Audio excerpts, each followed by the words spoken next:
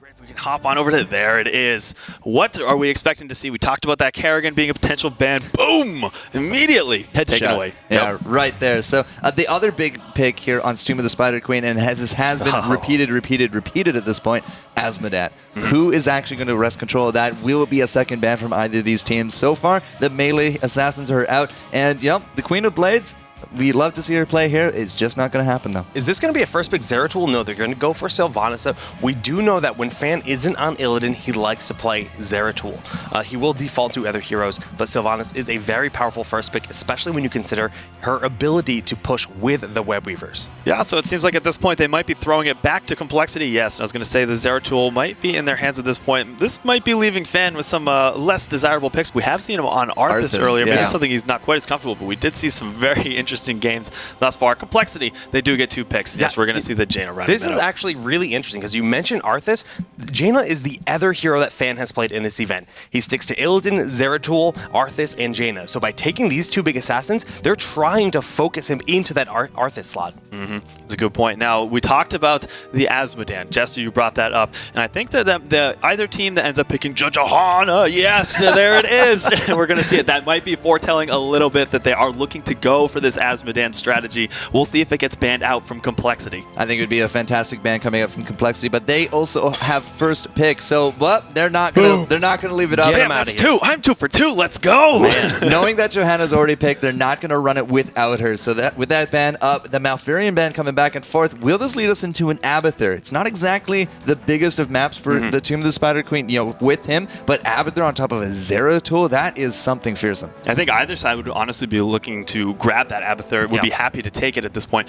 We've seen this setup where you pick Johanna very early, and then you're forcing the other team to ban out either Azmodan or Abathur. Not going to be the case here. We are going to see Brightwing and Anubarak picked up for the 2 second-to-last picks for complexity. All right, with Malfurion banned out, Brightwing is great. She does have those scouting drones, and vision is one of the biggest elements of this map.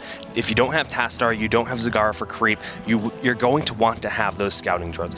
Anubarak pairing that out, but speaking of the creep. Yep, speaking of, yeah, she's right there. So information control, at least will go from both sides. Another big important part here is that Complexity picked up the Brightwing just before the support pick from Cloud9 Vortex. This is not going to be a Tassadar Brightwing double promote combo. Yeah, so we will have a pair of cleanses on either side. A very important ability, of course, is able to remove CCs completely. And there he is. Kael'thas made it so far into the draft. Let's actually take a closer look at Kael'thas' ability. We've seen him time and time again. But what is it that really makes his kit so strong?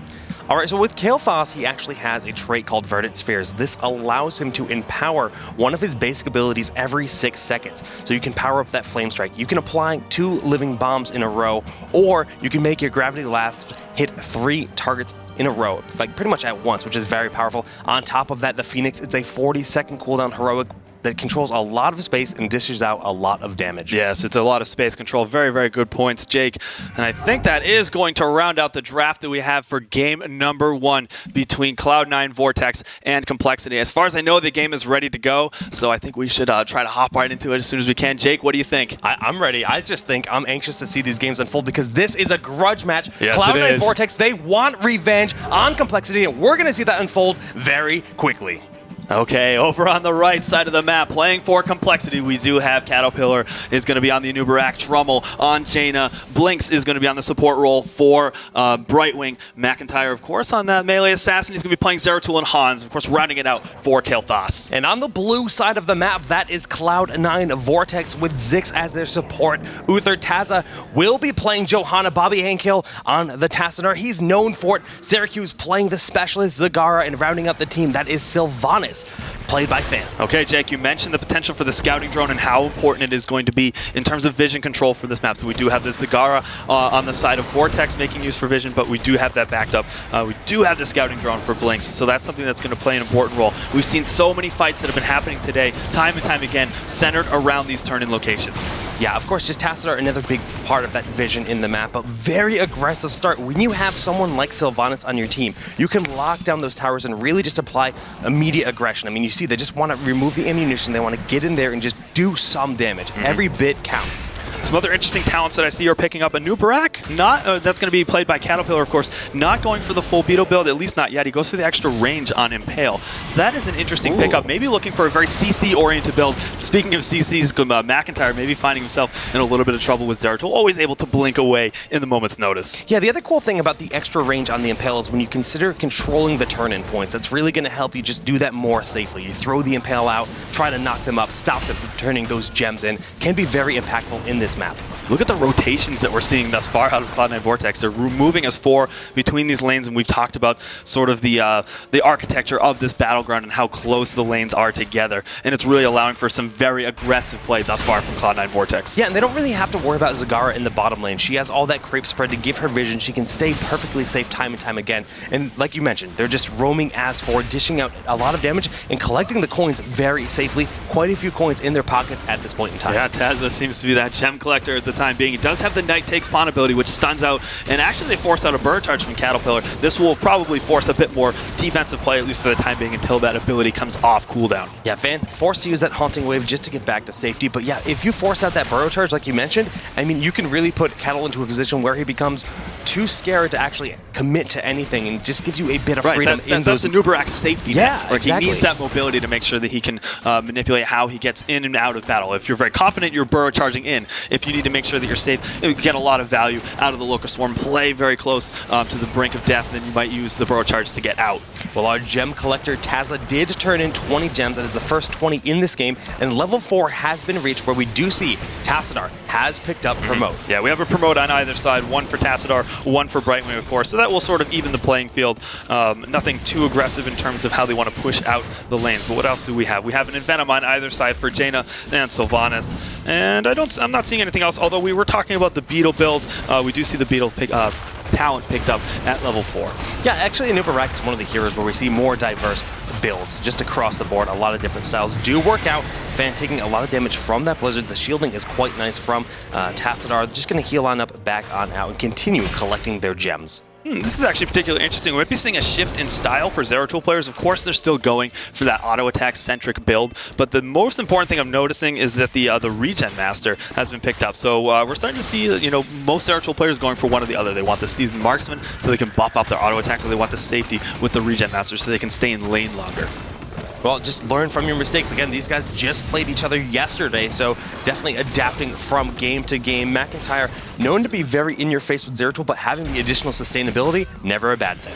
That's right. And still, you mentioned the gem turn-ins are up to 40. Yes, Trummel finds himself with the Envenom is going to be quite enough damage, and we see the Jaina does end up getting taken down. So this is going to give Vortex even more of an aggressive posture. Not that they didn't already have good sense of the map in terms of where complexity is. They have more gem turn-ins. We're seeing the Blinks is able to sort of sneak in 7, but you got to get a lot more than that to try to gain control of the objective of Tomb of the Spider Queen. Yeah, only 6 more needed here for Vortex. So we can see the 6 on Bobby Hankill. If he decides to go turn them in, that will summon the first pack of Web Weavers. But right now, they do have to bounce back slowly but surely. Cloud9 Vortex is starting to get a little bit ahead, and they have hit level 7. Yeah, it looks as though Zagara might be looking to posture in the bottom lane to try to get those turn-ins. I think she does have enough gems. Yes, just quite enough. Of course, many of the members of Cloud9 Vortex do have that, so they're looking to posture and to just sort of get them on that strong footing. It's all about that race to level 10 to get those heroics. Right. And if you can just get that first turn-in within the first 5 minutes of the game, you're looking to take the towers, to collect that experience, to move yourself forward.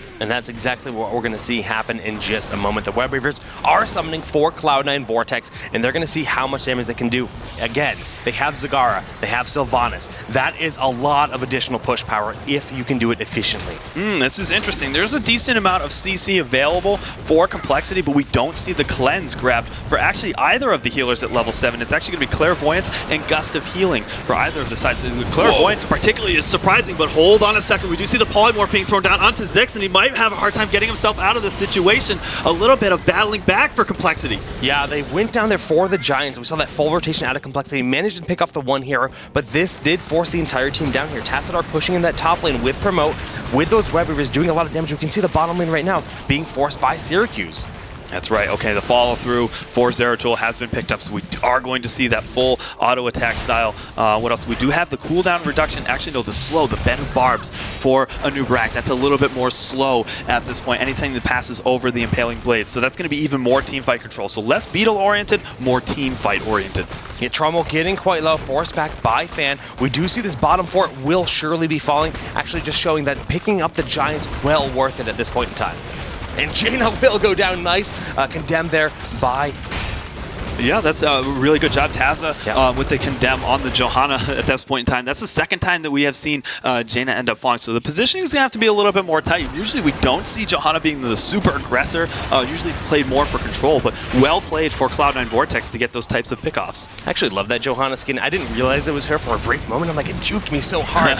Very cool. A very aggressive bruiser camp being picked up here by Cloud9, and the Giants are still alive. This is a massive momentum in the bottom lane, but we will see Tassadar falling in the middle, and that's quite a few gems he just lost. Okay, so they're continuing to put this pressure on the bottom lane. They know that they have a pretty good grasp of where the remaining members of compLexity are, so they will take the full advantage that they can while they're battling back against these web weavers. We do have level 10 for Cloud9 Vortex, so as long as there isn't a huge engagement happening, I'm going to wait a little bit. Hold on a second. Boy. We do see that Tazza is a little bit overextended, but the Divine Shield. Level 10 was him. The Maw went down as well. 2 heroics have been used on the side of Cloud9, and they need to leave. A clutch Divine Shield, but the slows are coming up from Trummel. Wailing Arrow will help peel. But again, we're talking 3 heroics that were spent to escape. Yeah, that's a very good point. But I thought that might have been the moment that they were looking to turn around. That was a great Wailing Arrow. Regardless, it was a nice disengage. So we do have level 10 for both teams. We did see some of those heroics that were thrown out. Of course, the Wailing Arrow for Sylvanas. We do have Archon, Devouring Maw, Divine Shield, and Blessed Shield. A lot of shields going on for Cloud9 Vortex at this point. Quite a few shields, but the damage is here. Will the shields be enough? McIntyre coming from the backside onto Zagara will go down. There goes the polymorph, and that's going to be another takedown. Sylvanas and Zagara both at this point in time. compLexity has the aggression on. Jake, it's all about keeping tabs on where Zeratul is. He's, of course, going to be that huge threat, especially to the backline targets. Heroes like Sylvanas, heroes like Zagara, they don't have the most mobility and HP pools to survive those types of flanks. And Zeratul went in, he knew the target he wanted, he grabbed Zagara almost immediately. That's going to turn huge team fights for your team. Now look at this compLexity, taking offensive bruiser camps. They are battling back and taking map control. Yeah, they've actually taken a very, very slight experience advantage. I mean, it doesn't quite look like it yet, but when they get these gems turned in, that is going to turn around rapidly. 11 more coins needed. Cattle has what it takes, and this will be, like you mentioned, a big momentum swing. Yes, they're turning it around. Still a lot of creep finding its way across all of the map, but as they continue to hold that map control, it's going to be peeled back further and further. So Cloud9 Vortex needs to sort of collect themselves, get back into sort of the strategy that they had working so well for them previously. All right, well, compLexity, they've just rotated around the map, started soaking. They realized they're safe to do that. Try to get ahead with experience. Web Weavers now have made it to the middle of the map, and we'll see how compLexity decides to maximize their efficiency.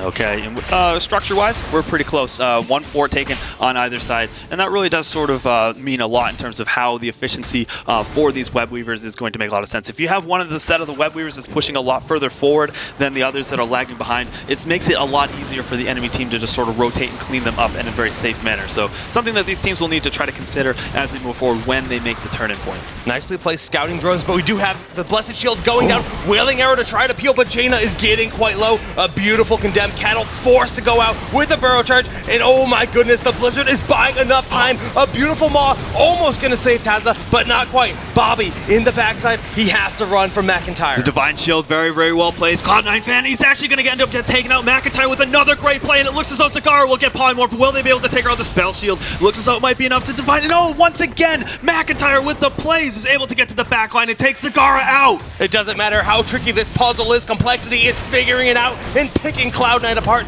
That is 4 takedowns to nothing. Jaina got so low in that fight, Kubi. I can't believe this. She was able to tap the well, get back in. Trummel with a really nice applying pressure, but just staying safe. We talked about this again. Of course, she does not have a huge amount of mobility. She just hit 13. She does get sprint, but of course, there's no blinks available until level 20. She doesn't have any teleports like some of the other heroes, no vaults, so she has to make sure the positioning is on point, and that is sort of playing on the razor's edge. Oh man, I'm loving this game. We do see that Hans has committed a bit too far and will end up falling for his trans aggression. That gives a bit of leeway to Cloud9 Vortex, but complexity, they do have a level advantage at this point in time. Let's look at some of those level 13 talents. Okay, so we talked about this. We do have the Burning Rage for Nubrak, trying to get a little bit more damage. Of course, this is for complexity. The Ice Block was actually picked up for Brightwing as well. You combine that with the Blink Heal, you can make some very, very nice saves. Maybe play a little bit more aggressive with the support play. But for Cloud9, we do have the full Dimensional Warp build with the Deep Shift at level 7 for Bobby Hankill. He loves to run this style build, gets the prescience. So you'll see a lot of opportunities where Tassadar's really running a bit too far forward, but he has this safety net of the prescience to get him out of trouble. Yeah, it makes it so much more harder to remove him from those battles. But right now, it looks like these mercenary camps in the bottom, the Giants, are being summoned to assist Cloud9 Vortex. That will give them a bit more map control, specifically into that bottom lane. They're rotating up to the middle. They want to fight once more with complexity. There's the rotation from Cloud9. They do have the creep. They have a great idea of the positioning that complexity is sort of holding at this point. There are quite a few gems on Nubrak, 25 at this point. They don't quite have enough to get another turn in, so the threat for Cloud9, there's not a real forced engagement that they need to take, but just having that map control back is a lot of security for the team. You feel good when you know you have tabs on where the enemy team is. Yeah, and they're being very aggressive right now. Again, just using that Oracle on Tassadar by Bobby Hankill, getting vision on, but Blinks in the backside is turning in just those 12 gems. That'll put 23 on the table for complexity. Cloud9, they still have quite a few to collect before they can summon the Web Weavers really once back more. in fourth game, Jake, Yeah. I have to say. I mean, just a little bit under a level lead for complexity at this point, but all these times we take the Giants. Cloud9 seems to be very strong at pushing with them, taking down the gate in front of the bottom keep, and they're just continuing to rotate around the map. But we've seen some really strong team fights from complexity at this point. They have 8 to 3 takedowns thus far, so they look strong in the team fight aspect, but maybe the rotations are a bit stronger for Vortex. Definitely in the early game, but Cloud9 is bouncing back, but structurally we're starting to see things look a little bit more favorable in favor of complexity. Those minion waves pushing out, utilizing the defense that is forced out by Cloud9 to turn in the gems. That is going to be another summon on these Web Weavers, just putting more and more aggression, and Zeratul is scouting out the opposing team. Won't be able to get there in time, but hold on a second. Complex Cattlepillar is able to get there, and he actually has to back off. He realizes a bit of an overextension, and hold on a second. We do see the forward person going down. That is going to lock out the Divine Shielded Skarda, and hold on, complexity. McIntyre looking to try to get the kill, but Skarda does end up falling down. Yeah, 1-1, but Syracuse is getting quite low. We see the snowball coming up from that water elemental, securing that next takedown. 2 for 1 in favor of complexity. The aggression did pay off, but they did not manage to seal the bruisers. Yeah, once again, they did take a favorable team fight. This catapults them to level 16. We can talk about some of the talents that were picked up. A lot of safety. Actually, Stone Skin grabbed for Zeratul. So realizing that he is taking these flanking positions, there's a bit of risk involved. Something that you have to sort of calculate for. Stone Skin will help to take some of that damage away. We do have, actually, no, we don't have the Ignite Flamethrower build, Jake, for Kael'thas. Wait, really? That's quite interesting. So Kael'thas doing something different, I believe. You sure? Oh, no, okay. Yeah, I lied. You're wrong. All right, that is Ignite and Flamethrower. That is the standard Kael'thas build, giving that ranged damage, of course, additional 50% range, and you apply the Living Bomb with the Flamethrower to every hero that you hit. Doesn't apply to minions and mercenaries, but to heroes, the damage is devastating. Also, Criterizer has been picked up. Any target that gets Polymorph takes an additional 25% damage, so we have to look for that. We've seen many plays where Zagara ended up getting Polymorphed, and that's just going to be even faster that she gets taken down in those team fights. All right, well, the Web Weavers will end up falling. How many gems are on the side of complexity? Quite a few, but Cloud9 looks like they have a bit more. 26 just on Bobby Hankill alone. Okay, what is going to be the play? Like you mentioned, there is a lot of gems, and Cloud9, of course, going to be looking to try to turn those in. Not quite enough, I don't think. Not going to try to do the math right now. That's against the rules.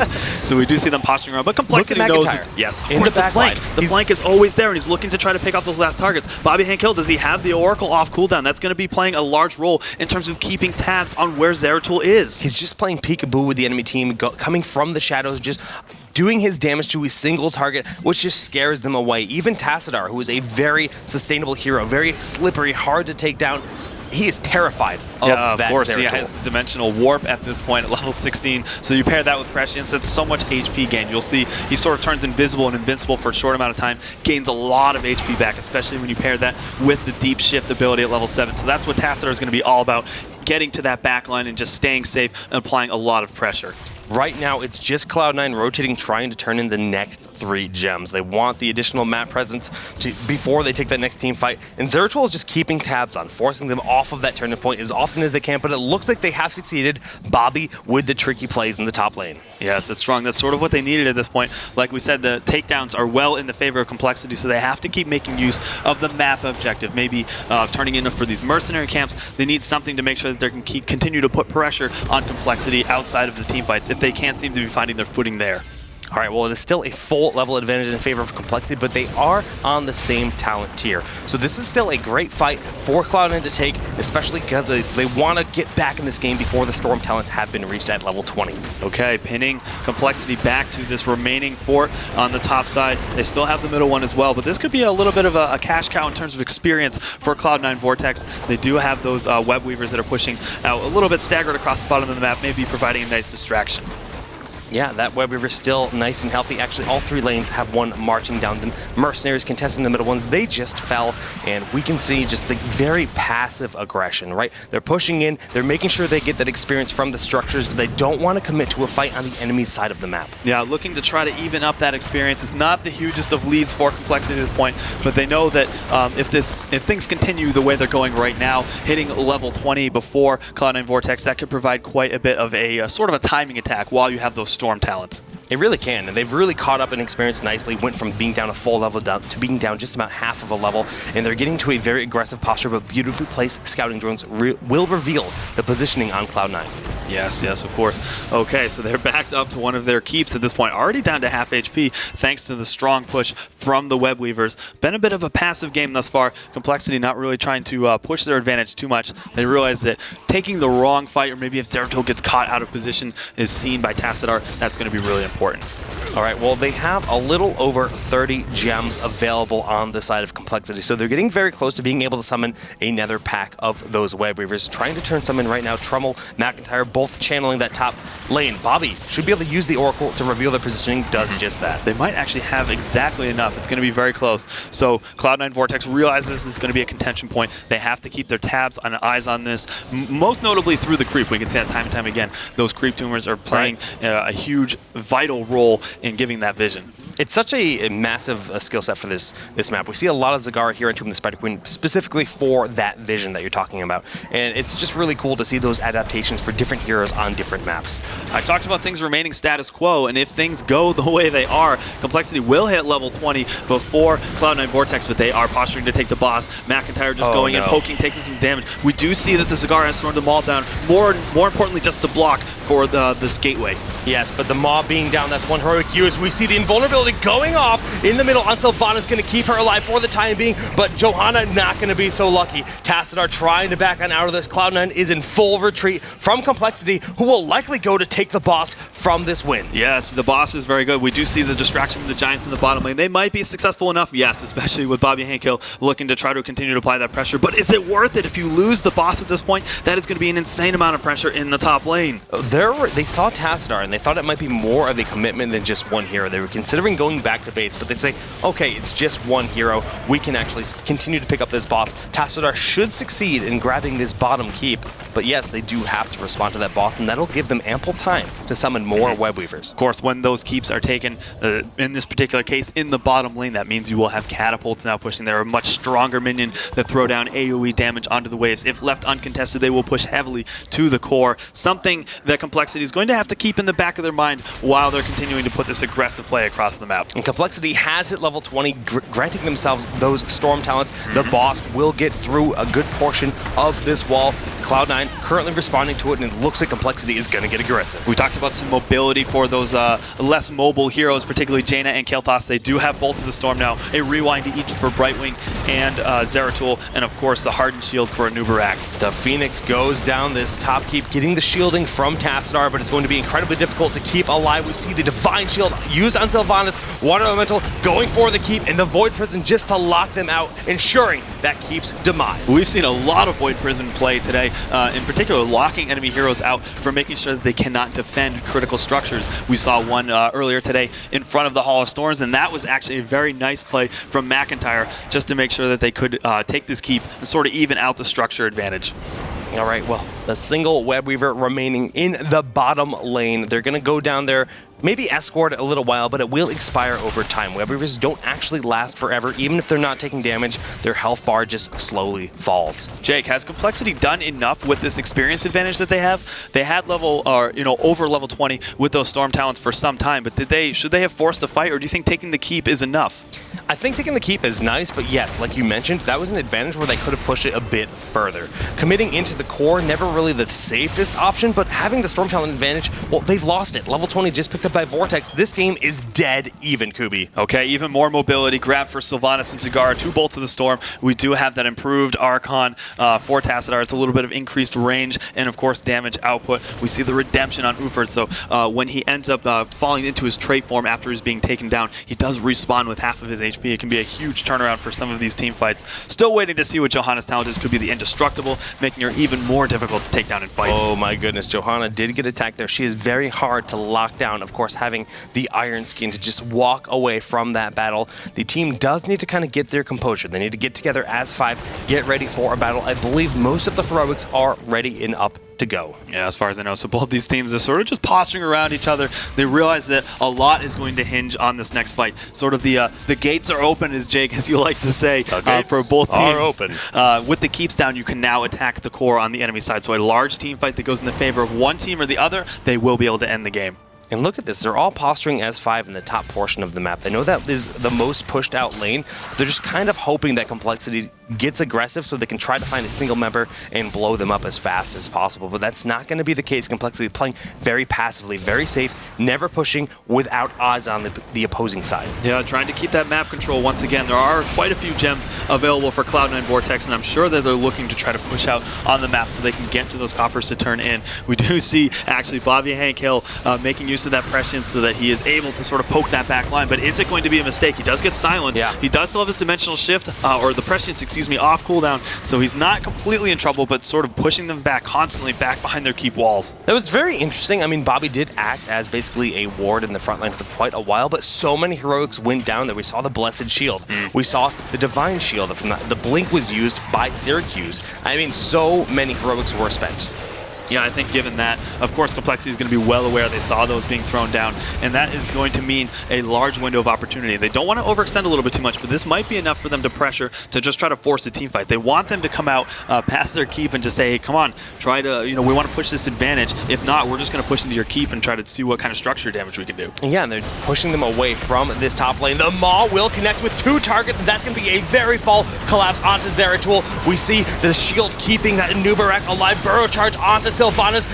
Fan gets the heal at the last second, but it's not going to be enough. 20 gems going to the ground. Bobby with the just shielding, barely staying alive. The Dimensional Warp coming out, keeping him standing, but Zixz not going to be so lucky. He will end up falling, and it looks like compLexity is going to take the upper hand. That's going to secure the takedown on Tazza, and that will be Syracuse falling. I think that might be game. Yeah, I'm pretty sure that is going to be game. We do see them marching past the keep. A really, really nice burrow charge from Cattlepillar to secure that lockdown. We did see the Uther taken down twice in that fight. We talked about the redemption, and I think that they have locked down a fair amount of CCs to secure takedowns at this point. You're only the one remaining member. That is going to be Bobby Hankel. I don't think he is going to be able to stall long enough. All 5 members of Cloud9 Vortex are down at this point. We are going to see a 1-0 victory for compLexity. All right, well, in this tournament, that means it is currently 3-0 in favor of compLexity. They won 2-0 in the upper bracket, and here in the lower bracket, they're showing that why they were victorious in that first best of 3.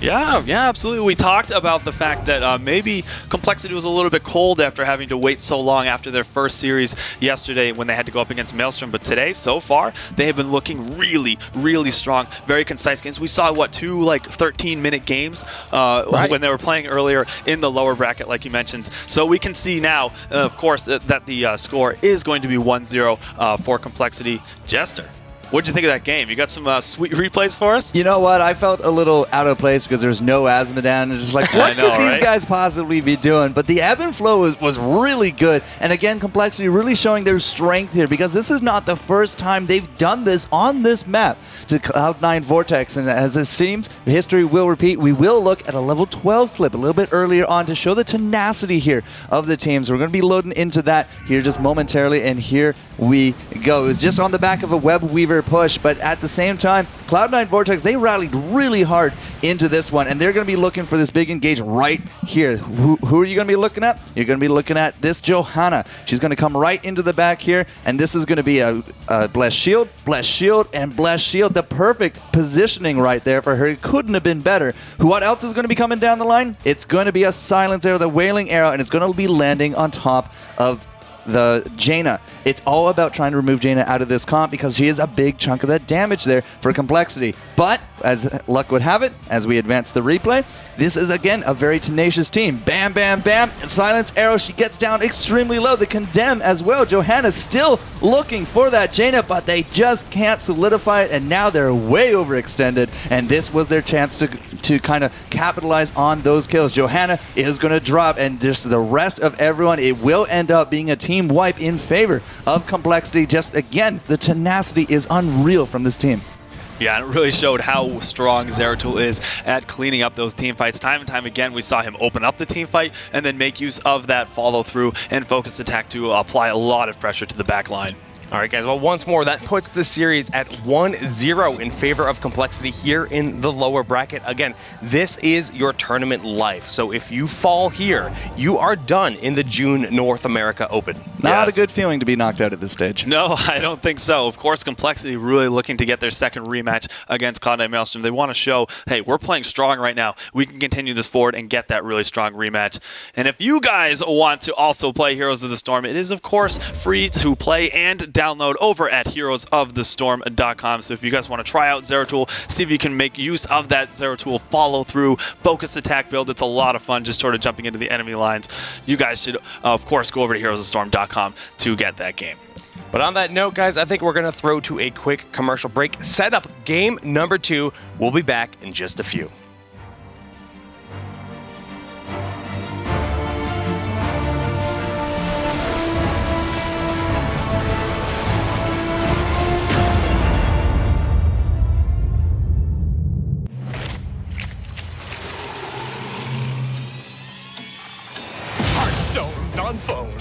Hearthstone on phones! Now you can do battle wherever you may go. Play it here or anywhere, just grab a phone and Hearthstone's there. Calling all ye heroes, Hearthstone's on phone. Hearthstone, Heroes of Warcraft. Stick it in your phone. Rated T for teen. We will never be slaves, but we will be conquerors.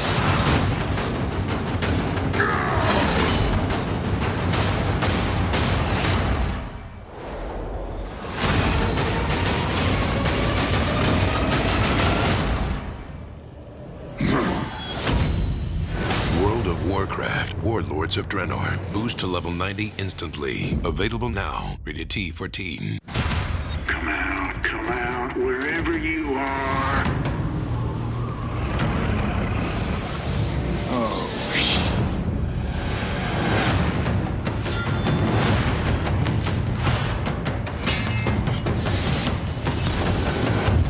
Nuclear launch detected.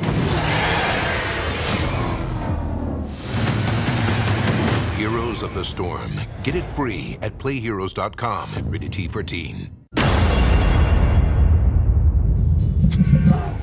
Welcome back, everyone, to the Heroes of the Storm North America June Open. We just saw a really back-and-forth game between compLexity and Cloud9 Vortex. This is the grudge match from the round of 8 in the winner's bracket. I mean, we said this story yesterday. These are the two most aggressive teams in North America. They're very in-your-face. They want to bring the fight to you, and that's what we saw. And compLexity has now done it not once, but twice. They're at a very similar situation as yesterday because they are sitting 1-0, and Cloud9 Vortex is looking at a grim fate if they can't tie the series up. Yeah, it's crazy considering how strong Vortex has been looking otherwise. Unless they're facing against compLexity, it just seems as though they just can't find their footing. They get very close time and time again with their compositions. I wouldn't even say it's really a problem in the draft. It just seems like they're missing something in their team fights that just don't allow them to slip over the edge to try to take some of those more aggressive fights. And maybe it's just the clash of the styles that seems to be really affecting Vortex. I would have to agree. I mean, I think Cloud9, they tend to thrive on these teams that focus more on the rotations. The teams that focus on getting the superior rotation, Cloud9 will capitalize on that time and time again. But when they're just being aggressed on, like head-to-head, like butting your head on a rock, well, that rock might hurt a little bit more than the other. Very well said. That's just, how can I argue with that?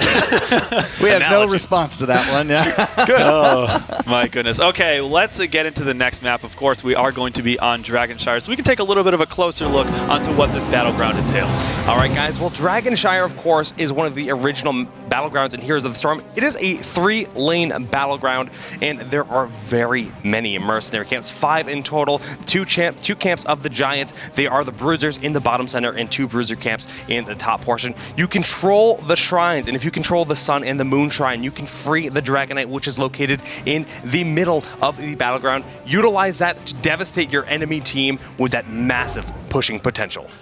Very, very good points. And I think we do have some player spotlights from some of the players that were in the last game. We're going to first look at Bobby Hank Hill, and we've talked about his Tassadar build and play time and time again. So let's take a little bit of a closer look at him. All right, well, Bobby Hank Hill, he is, of course, the captain of Cloud9 Vortex, plays a lot of Jaina, as we can see here, but he also plays a ton of Tassadar. We've seen that a lot in this competition. He taught himself how to play keyboard and guitar, and you know, if you know anything about music, that is quite the feat to do it himself. He could have been the next Justin Bieber. I hope so. That's a bold statement. I hope so. Of course, we can take a look at some of the players from compLexity. In this case, it is going to be Cattlepillar, the warrior player. All right, so Cattlepillar wears only 1 sock during tournaments for good luck. Hopefully that luck is really rubbing off here, because already with that 1-0 twice in a row, not exactly the best of a second point, because he worked as a garbage man and won't hesitate to take out the trash. No, but he's going to take out the trash in this game because, in his opinion, that's Cloud9 Vortex. Yeah, So he has the experience. There you go. His warrior play was really dumpstering the enemy team. Oh, got him! Okay. Oh, no, what have I gotten myself into? Oh, just like, all right, I'm out. Okay, without further ado, let's head on over to the draft for game number 2 between Cloud9 Vortex and compLexity. Now, something to warn you, gents. This is exactly how the previous matches went. It was game 1, Tomb of the Spider Queen. Game 2, Dragonshire, from our upper bracket matches yesterday. This is the exact second set of the exact way that these guys are going. Very, very good points, Jester. We can see the first 2 bans are going to be Illidan, and Kerrigan, I think, is very much targeted at compLexity in particular with that aggressive play. Yeah, we saw some very scary plays, something that really led to one of those 11-minute games earlier on in the lower bracket. Yeah, my goodness. 11 minutes, Jake. Like, what can you do against such power?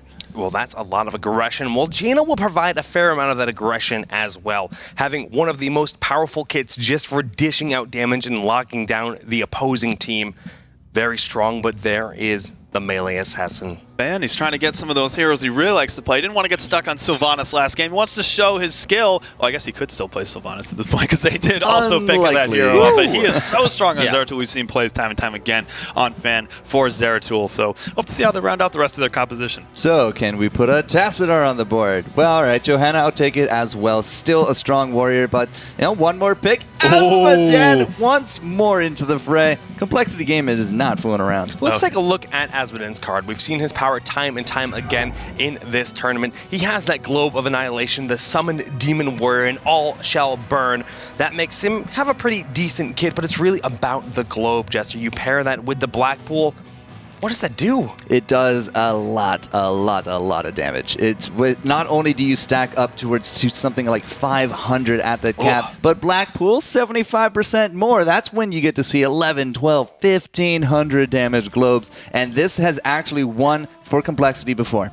In a ranged AoE ability, that is a scary, scary ability. It's and you can use it to zone. Buildings. Yes, absolutely. It has so much potential as long as you're able to get that farm up. So that is going to make for some good picks. But what do we have for the bans? Let's catch up on that. We do have Kael'thas banned out for Cloud9 Vortex, and Abathur is actually taken away from compLexity. Smart. I mean, Abathur paired with Zeratul is something of nightmares, but that left open the opportunity for them to grab Tassadar. We know that Bobby Hill loves Tassadar, pairs well against Zeratul, so you put it with Zeratul and he's good and happy Protoss brothers.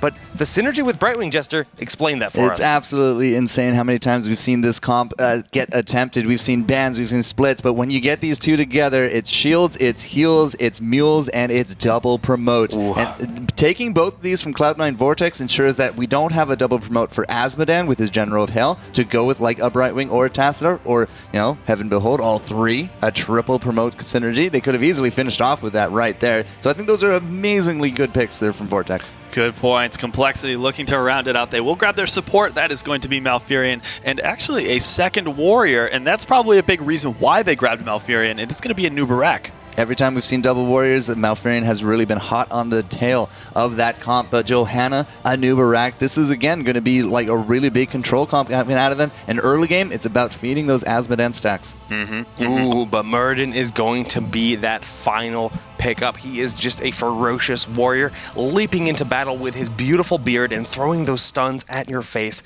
It's scary having a Muradin. That dunk turn? I was going to say, we've seen a lot of beautiful beards today from some of our players that have been interviewed.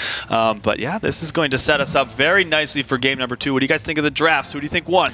I got to say, compLexity, they've done this before. They've gone to this map, they've done this comp, and that is how they put Cloud9 Vortex into the lower bracket. This could be the game ender right now. Yeah, let's not delay any further. Let's hop into game number 2 between compLexity and Cloud9 Vortex. All right, guys, well, on the right side of the map, that is, in fact, Cloud9 Vortex with Zixz playing as Brightwing, Syracuse as Sylvanas is going to be Fan playing Zeratul, Tazza on Muradin, and Bobby Hankhill on the Tassadar. Over on the right side of the map, playing for compLexity, they find themselves up 1-0 once again over Cloud9 Vortex. Hans is going to be on Jaina, Blinks, of course, on the Malfurion, Cattlepillar on the Johanna. We're going to see Trummel rounding out the composition with Azmodan. And last but not least, in the top lane, we do have a new Barak, who is going to be played by McIntyre. All right, we immediately do see that Blinks did, in fact, pick up the scouting drone. Again, with these teams, there's so much about controlling or having vision on the rotations of the opposing side. Since both of them are so aggressive, we're going to see a lot of that. And I see that our lovely observer, Zoya, has highlighted Azmodan. I can only assume that means we do have the taste for blood, which we're going to be highlighting this time and time again, and that means that we have the potential to increase the damage like we were sort of highlighting previously. But another interesting pickup here at level 1 is the fact that Brightwing did go with Bribe instead of Scouting Drone. They do have Tassadar to help supplement some of that vision, and Bribe will just give them additional mercenary camp opportunities. Yeah, you want to talk about Scouting Drone, though. Malfurion did end up grabbing that, so we talked about the potential for there being a lot of rotations between the middle and the bottom lane. As you guys can see, there's a lot of, or not that much space on this battleground between those two lanes, so a lot of rotations can happen. Well, in the first portion of the map, it's just going to be pretty standard stuff. Yes, like you mentioned, the rotations between bottom and middle. Top lane has a new Barak and Tassadar, which will be relatively passive, all things considered. And right now, yeah, just going to be Zixz capturing that bottom shrine. But if we have a little bit of pressure from Bobby Hankhill in the top, I don't think he's going to be able to try to contest, especially with these beetles thus far. A new Barak looking so far, played by McIntyre, to try to fill out that beetle build just to be as obnoxious as possible in this top lane. And the beetles just seem to keep coming. They actually provide some healing for a new Barak himself, and it's just a very interesting playstyle to see in this game. All right, so okay, a little bit of a punishment, but we do have that, but Tazza is going to be able to leap forward. Does he have the Stormbolt? Yes, and it was going to be enough for them to be able to take out a new Barak in this top lane. That was just beautifully done. Even the self-shielding provided by Nubarak wasn't enough in that situation. The Dwarf Toss closing the gap, picking up that takedown, and that will be the first takedown of the game. Cloud9 Vortex has a very small experience lead. Okay, continuing to get those stacks to try to build up that damage on the Globe of Annihilation. The longer this game goes on, honestly, the better it is going to be for compLexity once they hit that damage cap. Yeah, I mean, those globes, actually, that one misses the minions by a little bit. Both of the shrines currently contested by the red team, Cloud9 Vortex, but we do see the top lane currently battling it out with Tassadar between McIntyre on Anubarak. Okay, and we do have level 4, which means that the promotes have been picked up. We do see that it has been grabbed for Brightwing at the very least, and that's going to mean a little bit of pressure, some more rotations, perhaps to offer a bit of counterplay to what Azmodan has. Of course, that is the General of Hell that he can summon. That is global. It doesn't quite get the 2 charges, but still something that the teams need to respond to. Yeah, I mean, the General of Hell, too. It's not only do you get the promote, but you get that General that marches and just kind of buffs up your entire lane of minions. We see the Polymorph going down onto McIntyre, forcing him to use that Burrow Charge to get to safety. just nicely done, pulling them off of that shrine time and time again. Yeah, Jake, as you were so kind as to highlight for us in that map introduction, the battleground introduction, we do have these 2 shrines on the top and bottom of the map. Of course, that means you have control. We can see the 2 laser beams sort of focusing their way to the middle where you control that the Dragon Knight. If you're able to channel one of your heroes into it, maybe perhaps Zixz is looking to sort of posture, you get a huge ability to siege with that Dragon Knight. Yeah, Johanna is contesting the middle lane, keeping them from doing that, but the push in this bottom is just massive. We see Tazza, Fan, Syracuse, they're just putting the hurt on. On the side of Cloud9, they have double promote, plus Sylvanas to lock down structures. Their siege potential is far higher. That's right, and still having control over these temples, it really forces a response out of compLexity at this point. So they're feeling very pressured at the back. They need to make sure they have a lot of representation in this middle lane to deny the capture of this Dragon Knight. Now, Kubi, level 7 about to be hit. Do you think it's worth Malfurion picking up Mule, considering the push potential on the side of Cloud9? I would agree if it wasn't so predictable. It is more so predictable on other maps when you're going to see that structure damage. Maybe not so much on this one, so I don't think it is going to be the case. We are going to see the increased regrowth ability, which sort of gives a lot more heal over time, and it will be very, very useful to keeping those extra warriors alive. All right, well, the Dragon Knight was in fact picked up by Fan. Just the few towers going down, he will then back up, going to another lane to apply a bit more structural damage. Early game Dragon Knights have a very small health pool compared to, per se, a level 20-minute Dragon Knight. 2 warriors available for compLexity's team. Do you think it was a smart idea to grab Cleanse for Brightwing? We end up seeing the Gust of Healing in this case, but maybe it's something that will come back to bite them if they don't have the control over the CCs that are going to be brought from compLexity. Yeah, when you consider Johanna plus an Barak, I think I agree with you. Cleanse here could be massive. Just that lockdown potential, you can completely shut that down with the power of an ability like Cleanse.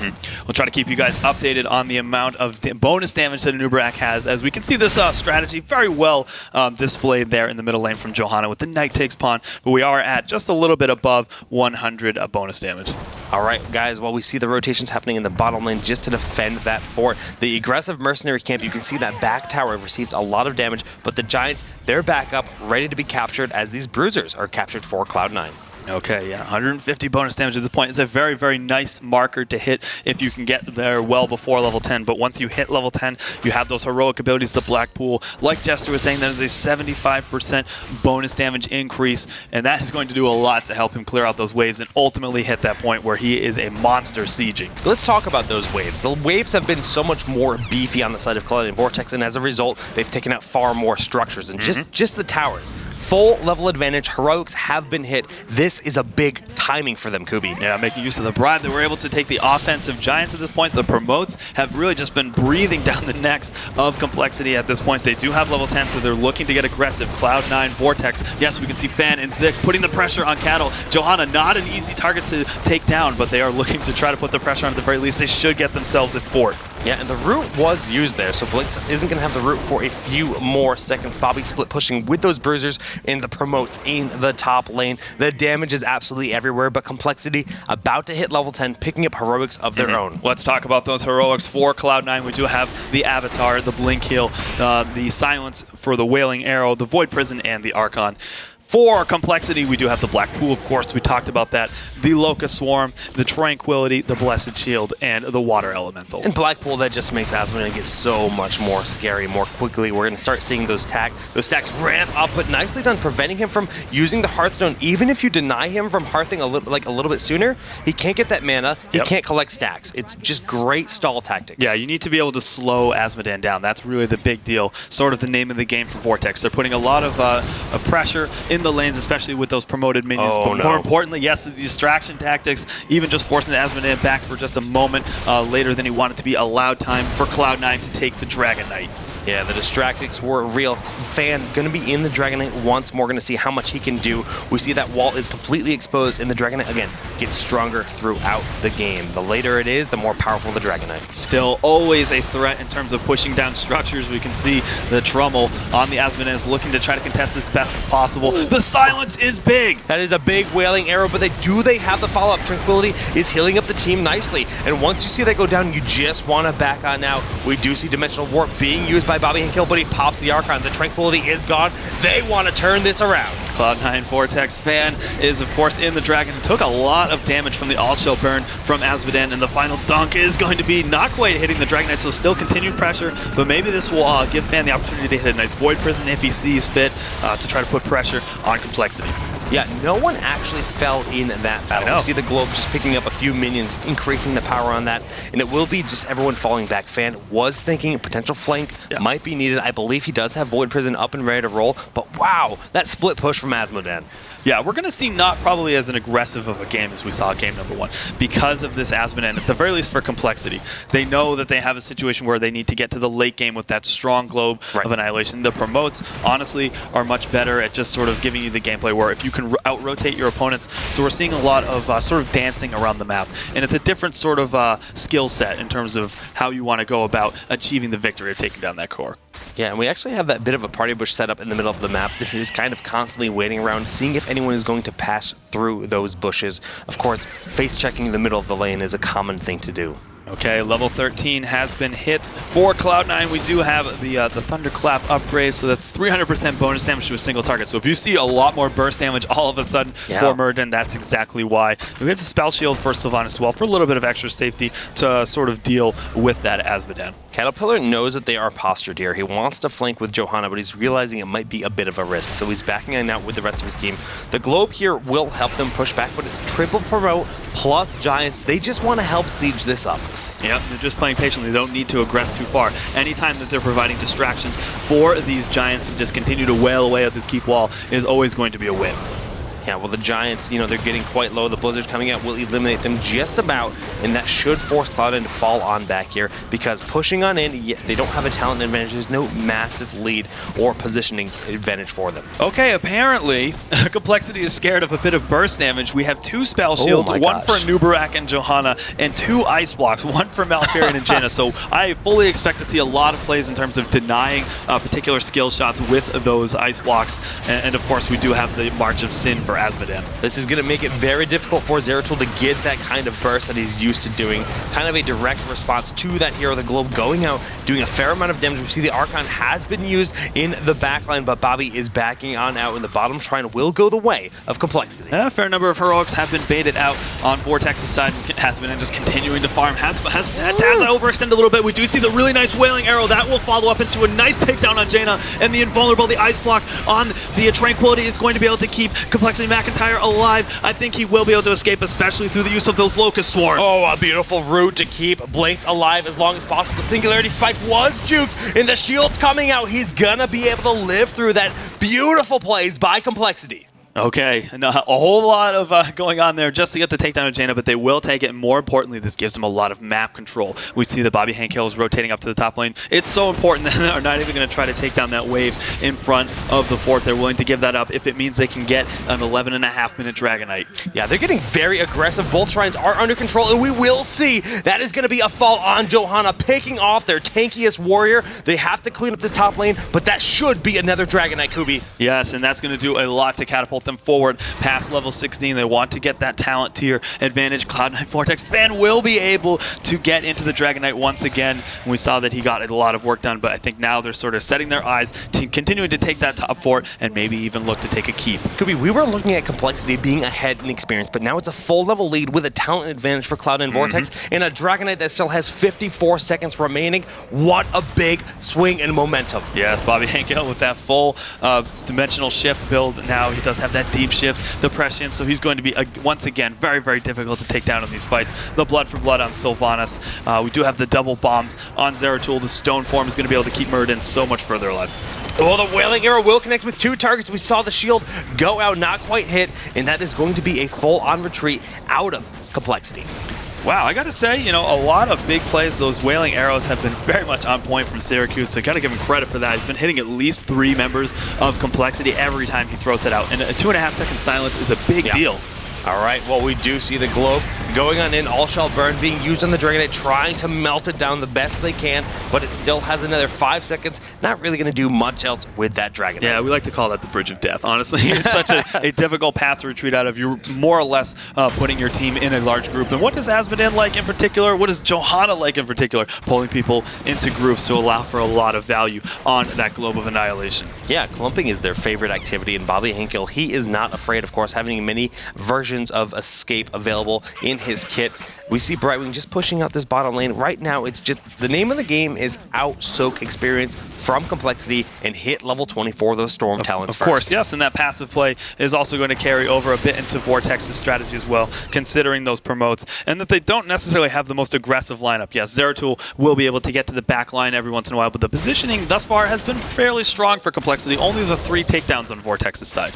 All right, well, we can get an update onto the stacks. It's 368 bonus damage on the Globe of Annihilation at this point in time. As then the maximum is 500, starting to get quite ferocious. Yes, so we have the level 16 talents, a couple Blood for Bloods. The imposing presence has been picked up for Johanna. That will do a lot to deal with the Archon in terms of slowing the auto attacks to be done, and Zeratul a little bit as well. All right, Bruisers being picked up on the right side of the map in favor of Vortex. Vortex is looking quite good. More than a level lead at this point in time. They want to bring this to game number 3, but again, the name of the game is play passively. Don't commit to anything too extreme. You don't need to take a team fight. Let's just get another Dragonite, because that's how they've achieved this lead so far. I would caution them to be a bit careful with that strategy to the extreme, right? If you allow Azmodan to get those full amount of stacks very early in the game without having taken too much structure damage, if they can get to the point where they haven't lost any keeps, they have the full stacks before the 20-minute mark, and then they can start pushing back and having really, really strong team fights in their favor, that probably won't be sort of according to plan for Cloud9. It's a great thing to point out, and those shrines are going to be spawning in just about 3 seconds. We see the Brightwing postured in the top portion of the map, promoting minions. She has the Bruisers marching on in. That's a big threat that will need a response out of compLexity, but compLexity, they have control on the bottom. Yeah, Cloud9, they have eyes on the fact that compLexity is mostly rounded up in the bottom side. They're just taking their little positional advantages wherever they can, and we do see that Tazza is rotating around the bottom side. Will he be looking to try to get a flank? Not quite. They want control of those shrines. Again, the Dragonite, especially past the 15-minute mark, is a invaluable asset. Very, very just confidence posture out of Tazza right now. Being forced back, using that Dwarf Toss out by Cattle. They don't want to take this fight. Zeratul is not quite there at the moment. Only 50 more bonus damage is needed for Azmodan to reach that cap, and that is where we're actually going to see the flip switched. We're going to see compLexity really look to try to get aggressive with these team fights, and there's a lot of ways you can put it. If Johanna gets aggressive against the pole, you're going to hit a lot of people with those Globe of Annihilations. Either way, you can throw them into the back line and just sort of poke the enemy team down. It's so difficult to sustain against that, especially when you only really have Brightwing as the heals. But on the opposing side, Vortex just hit level 20, so they also have that advantage in their favor for the time being. Double rewind, we have a Bolt of the Storm, the Twilight Archon for Tassadar, and then again another rewind on Murden. So that's going to be a lot more CC in control if they can get to the back line and really deal with Azmodan. That's going to be big. That is a nice wailing arrow. The Dwarf Toss going and does not quite hit on McIntyre. Burrow Charge still on cooldown. A massive condemn. The entire team of compLexity is going forward. Bobby, Dimensional Warp going out into Void Prison, setting everyone up. That will be a near takedown on Johanna. She does go down. Blinks healing through everything, but the ice block is forced out. They managed to survive mostly. Once again, a lot of resources have been spent, but only one hero for compLexity's side has fallen. A very, very low takedown game thus far, but Bobby Henkel is looking, is setting his sights on the Dragon. He will grab it for the first time this game. Of course, it's been fanned. The other times, they don't matter. It doesn't matter to them who's going in it. This is going to be a lot of damage. I just got to give Fan a lot of credit for that Void Prison. It gave them the extra time to just kind of reposture and then commit to the rest of that fight. Make sure they could back on out, grab the Dragonite, and Bobby and the Dragonite, he's going to be completely safe to push forward because that's Tassadar. Oh, of course, and he will be safe no matter what position he finds himself in. That deep shift able to carry him so far out of enemy lines. But look at this. Yes, we see the Trummel is so good at taking down the HP pool of those Dragonites with the March of Sin on the All Shell Burn. Yeah, and Hans fell quite low there too. Just the aggression from Zeratul pushing him back. All Shell Burn will actually remove this Dragonite. It's kind of like a Void Ray in StarCraft 2. When you channel it, it powers up, and once it reaches its max power, it hurts quite a bit. Okay, we're just about at 500 bonus damage for this Globe of Annihilation. I mentioned that this flipping of the switch for the aggression, and we're very, very close to that point. Maybe they will look to catch up to match the talent tiers so they can have those Storm talents as well. Yeah, but they've lost the single keep, and the top keep is exposed. The bottom keep not looking all that hot either. Yes, it has full health, but the fortifications around it are falling rapidly, and 2 forts are still standing on the side of Cloud9 Vortex. So structurally, they have a pretty big advantage in this game. Okay, but again, those Storm Talents, level 20 is going to be the name of the game.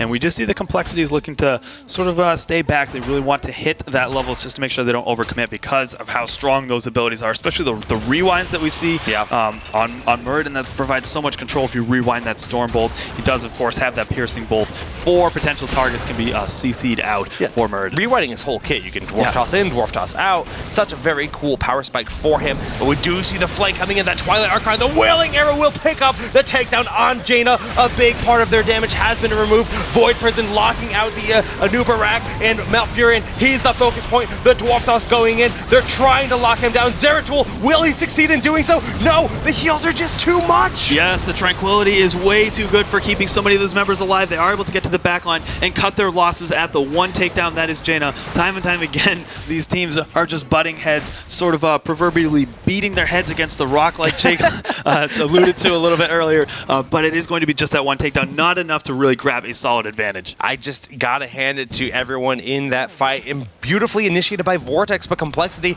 they dealt with it, they handled it, and right now it's just turning around, but the tributes are gonna be up in 1 minute. Excuse me, by tributes, of course I mean the shrines. Yeah, of course you meant that. We just went to a different map. I know, right? Okay, so we do see the Bobby Hand kill will be capturing in the top side, and it looks as though Cloud9 Vortex once again is holding that map control. We're at this point where we need to start seeing complexity get a little bit more aggressive in terms of what fights they're taking. They have the spell power, especially with Azmodan. Start getting more pokey, just trying to out-sustain your opponents. They are really trying to back that off. Look at that fan taking almost a third of his life back, but they're not able to stop him in time, and he is able to get the Dragon Knight once again. No, Jaina is back in action, but does it matter? Like you mentioned, the Dragon Knight was in fact acquired by Cloud9 Vortex, but it's falling rather rapidly. Tassadar in the front line taking up a big brunt of that damage. Backing on now, goes in Sylvanas with that Haunting Wave. That will be a nice takedown on Anubarak, and this will be a ton of aggression coming out from Cloud9 Vortex. Yes, this is the first time that they've had one of the takedown advantages with a still relatively healthy Dragon Knight. I don't know if Trummel is going to be able to channel that All-Shield Burn in time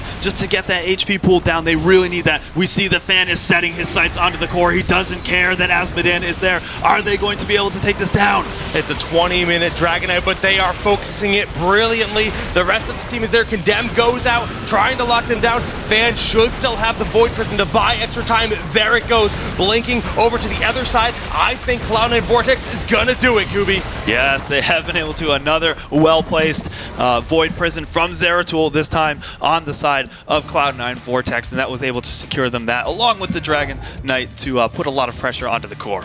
Just really well played. They brought the aggression back in that game. Cloud9, they tie up the series 1-1. Very well done. So it seems that history won't completely repeat itself today, but you know, complexity coming off that first win, they got to be feeling good, especially going into Dragonshire with an Azmodan, and that was the winning key that got them through that upper bracket. But today, it looks like Cloud9 Vortex have learned from their mistakes, and we're going to show you a little bit about how they combo very well in order to get some of those bigger advantages. We're going to go back to level 14, and we're just going to pause it here very quickly because you see already a lot of blue team members into this bottom shrine. It did just spawn, and the top's still neutral, so basically it's going to become a fight over this point. So with them there, the big aggression is this guy right here. That mirrored, and he jumps in, he finds the target, and the target is going to be this Jaina right over here. She's going to move in, and then unfortunately for her, there will be a Wailing Arrow that just absolutely eradicates not only her, but silences 3 teammates here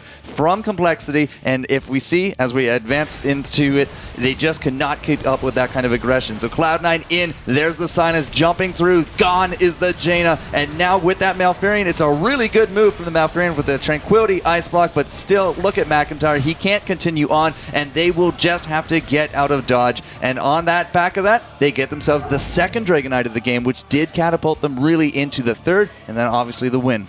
Chester, very nice analysis, and I have to say you have the best squiggly lines. They really do an excellent job. Best squiggly lines at A, my friend. That's really the title. Good. Yes, of course. Okay, so we do have the series tied up 1-1, and this is really a big momentum swing for Cloud9 Vortex because they did lose that previous series 2-0 to compLexity. So this is them saying we can do this against compLexity. Right. It's not a stylistic thing. We know we have what it takes to take this team down. So we're going to throw to a quick commercial break, guys, and we'll be back with game number 3 in just a few.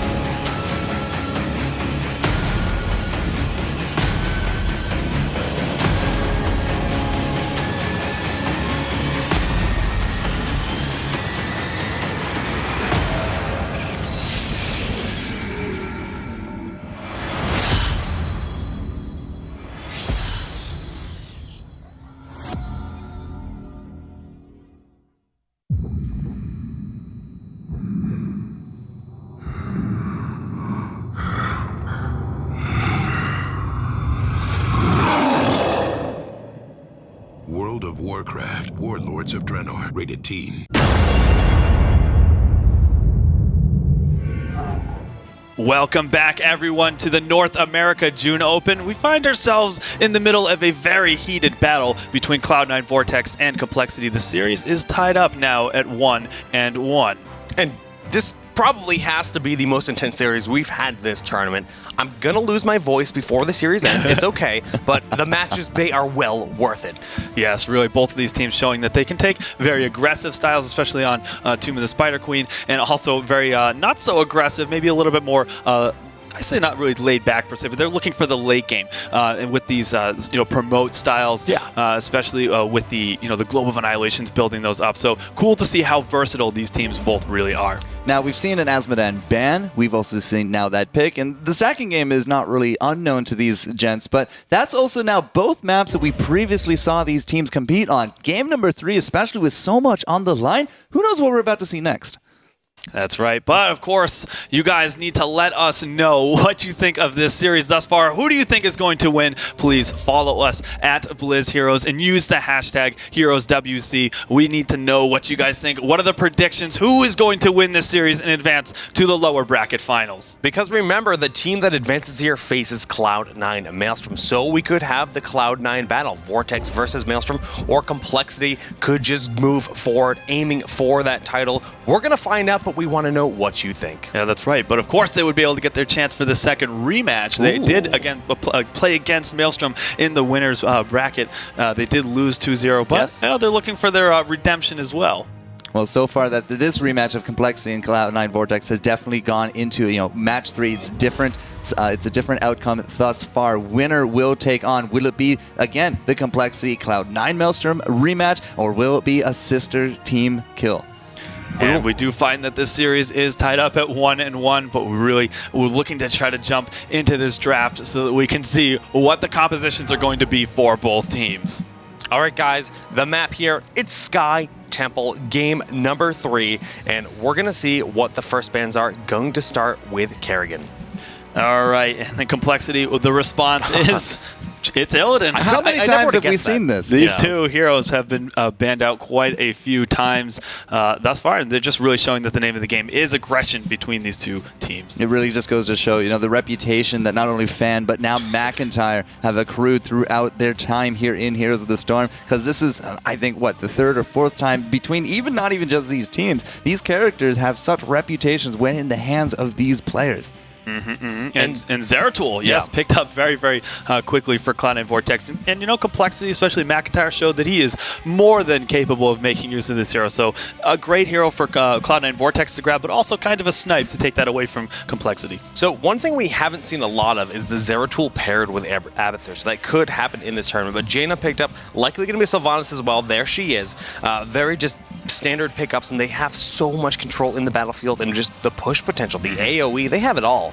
Yeah, there are a lot of really nice timing attacks that you can make, especially paired up with the temples and Sylvanas being able to push forward. So we might see some of that type of play. Regardless, she is a strong hero on any battleground. So the Protoss Brethren are not going to be paired up this time. Will this be a quick Brightwing as well for Cloud9 Vortex, trying to secure that double promote? It's not going to be. So a possible ban in the future here, because we're about to hit it, could actually be the Brightwing from complexity. But Johanna is such a controlling warrior. This has been her weekend. All right, I have to talk about Johanna because this is beautiful. It sets them up for either Abathur or Azmodan, where both of them can work flawlessly. Now, looking at Johanna's kit, she has Punish. That's just a cleave, slow, condemn, pulling everything in towards her, setting up those big combos, and the shield glare, blinding her opponents. Yeah, and the Blessed Shield seems to be the heroic of choice. I don't think we've seen Falling Sword just yet, but it provides a lot more control over those team fights. And the trait, Iron Skin, she's able to make herself unstoppable and getting a shield for 4 seconds, so she really just walks wherever she wants to. For teams that really do value control and a lot of stuns, having Iron Skin at your side is really an invaluable tool. And we know both supports have not actually been picked out with Cleanse. It's the only other way to make somebody unstoppable. Very, very good points, Jester. We see that we are moving into the second phase of bans.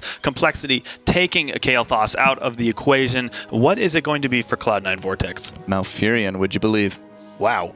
You know what? Malfurion has been making ridiculous plays. When he uses that Tranquility and pops into the ice block, you cannot stop the healing around him. And time again, we see team fights just swing the other way as a result. But Brightwing going to be scooped up, as you would like to say, Kubi. Yes, I think so, that they're looking to try to force an Uther pick, I suppose, for Cloud9 Vortex. Maybe they have some privy information that says that not quite as strong on that team, but you guys are hooing and hollering over this Abathur pick. And it's not something we have seen in some time because he does get banned out very frequently. He has been banned, but some of these guys have not been running comps that really kind of complement the Abathur. So a lot of bans of slim picks, though. But today with Abathur, that has to be a heck of a beefy warrior on that last pick for complexity. Yeah, but he's definitely a denial, right? Abathur just is so powerful on the head of Johanna and Zeratul. So I do like that denial, but it's going to be Uther and Vala, still a very formidable team here on Cloud9 Vortex. When's the last time you saw Vala, Kubi? Yeah, it has been some time. She does put quite a bit of safe and sustained AoE damage output for either of these teams. Yes, we can see her kit right here. Hungering Arrow seems to be starting to take a lot more favor in terms of how teams are speccing into her, putting a lot more charges in the Hungering Arrow, getting the lifesteal and the reset on the Vault at level 7 as well. Makes her just so powerful in the 1v1 team fights, the solo fights in those lanes. If you go toe-to-toe with Vala alone, the Hungering Arrow is going to tear through your health pool rather quickly. But Muradin, you said we need a beefy tank. He's kind of it. Yeah, that Avatar form, the third win, his passive of just a lot of ridiculous amount of heals on demand later on by level 16. He's kind of the tank that they could have asked for, and he's probably going to be the big primary target here for the Abathur. I'm a little bit confused. Jester, you were saying that he was the Candy King. Now you're saying he's beefy. What is it? Salty, savory? What's going on here, Comes guys? down to whatever skin they're running, man. Gotta be the skins. Oh, of course. All right, so we are going to hop into game number 3 between Cloud9 Vortex and complexity. This is it, the rubber match. Who is going to advance to the lower bracket finals? All right, guys. Well, on the right side of the map, that is going to be complexity gaming with McIntyre on Sylvanas, Trummel playing as Jaina, Hans on Abathur, Cattle on Muradin, and rounding out the team is their support Blinks playing as Brightwing. Over on the right side of the map, the Cloud9 Vortex, they have taken this game back to game number 3. We do see Zixz is going to be on Uther, Bobby Hankhale once again on the Tassadar fan, playing one of his favorites. That'll be Zeratul. Tazza is going to be rounding out one of the compositions with Johanna, and the last one I missed, Syracuse, is going to be playing Vala. So compared to a lot of the other games where we have seen Fan playing as Zeratul, there's no big wombo combo potential with Zeratul. Previously, we would see things like Wailing Arrow following up that Void Prison, but now it's really just about Johanna getting the Condemn and then trying to get a fair amount of damage out of Vala's Heroic. Now, do you think this would be Strafe or Reign of Vengeance? What makes more sense? Well, you have to look if there's a certain number of things that you need to sort of interrupt. And I'm looking at the sort of the kits and the abilities that compLexity has. I'm not really seeing so many things that are a high priority. And then the other side of the coin is, of course, what can interrupt Strafe if that's what you end up going for. And of course, there is the Silence, the Polymorph, and Muradin. But those are all sort of things that you have to be within a certain range to do. I think it's probably going to be Strafe. All right, well, we'll find that out at level 10. Promotes available, 1 for each team. Of course, bottom lane currently is Tassadar versus Brightwing. They both have that potential for the promote at level 4. And of course, as we alluded to with this battleground, we do have the temples spawning in the top and middle lane. That's a guaranteed spawn in those locations. So we tend to see the more mobile heroes in the bottom lane. And of course, that is going to be Brightwing in this case, so that she can use her phase shift to get into the thick of battle at a moment's notice. Yeah, just using that global presence as an advantage time and time again. Fan sitting on the edge of that, currently capturing that, gonna back off once Cattle shows himself and maybe make his way down to the middle temple where it looks like actually, no, it's going to be Cloud9 going to the top temple. Okay, so oftentimes what happens, especially with these first 2 temples spawning at the same time, both teams need to evaluate who has the stronger team fight, especially early on. And there's not a lot of maps that really force these super early battles, but oftentimes if team feels it's weak, they're looking to split the 2 temples back and forth. If the team feels they are a very strong fight, they will get very aggressive and just try to out-rotate or catch up to the rotations of the enemy team. Yeah, it's always like a nice little dance that happens here at the start of the game with the double temples spawning. Abathur soaking that bottom lane. Tassadar is going to push that back the best he can, never committing to the top lane. That's why we're seeing a bit of passivity out of the side of Cloud9 Vortex, making sure that they don't commit too hard, but yet still providing some presence for compLexity. Okay, so it looks as though the final shots are being thrown out of this first set of temples on the middle side here, of course, and this is going to mean that we're going to have about a 4-minute 30-second set of second temples. A little bit of aggression in the middle lane. Doesn't look like it will amount to too much. Yeah, so there's a lot of cool things you can do when the second set of temples are going to spawn. One thing in particular, grab those bruiser camps in the top portion of the map to provide some split push. We'll find out a bit later, but for the time being, we see the Giants being collected by Zeratul and Johanna on the bottom portion of the map, and Bobby Hinkle continuing to push on in this bottom lane. Yeah, it's very possible that we will see some sort of split rotations, especially taking these bruiser camps. In the upper left, we can see that Jaina is starting to work her way at that, just trying to provide that counter pressure because both teams know that the next temple is going to be spawning in the bottom lane. So we need to really make sure that they have something that's sort of a distraction.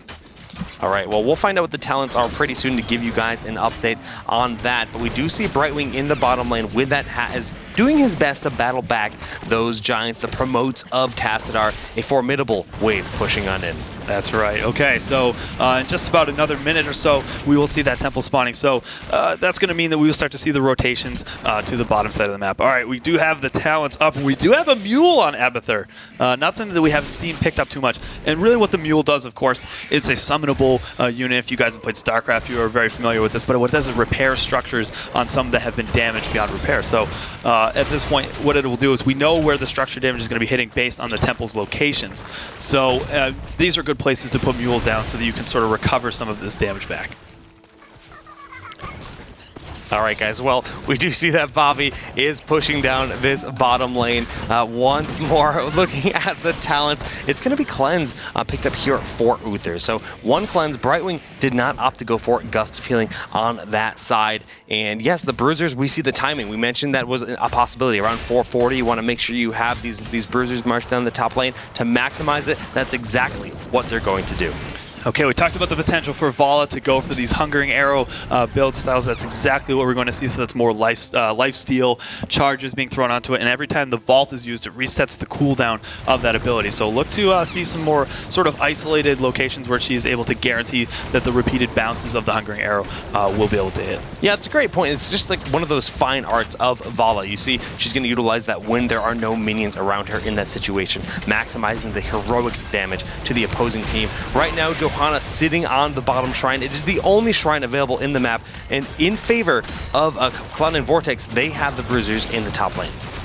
Okay, but level 10 is something that's sort of on the horizon. Both teams need to sort of keep an eye on in terms of how much aggression they're going to put forward, especially with Abathur soaking in the top lane. That might give complexity a bit of a boon in terms of taking it in an early team fight. A lot of these shots have been fired, so it won't be contesting over this bottom temple, but maybe over a set of giants, perhaps a little bit later.